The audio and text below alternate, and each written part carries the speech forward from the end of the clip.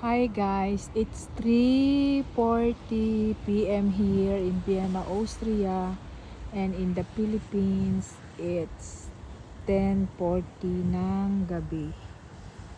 So ngayon guys, nag-walking ako guys kasi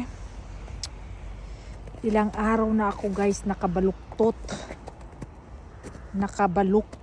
mokmok sa loob ng bahay guys dahil snowy, malamig, tapos ano guys, wala nang exercise guys, kaya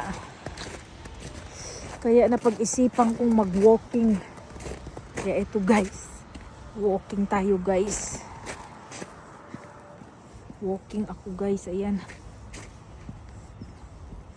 walking tayo guys, kay grabe na to guys, wala na tayong exercise, so kailangan na nating mag-walking guys. Yan guys, walking ako guys, walking tayo guys, ayan guys. Napalibutan na tayo ng ano, grabe.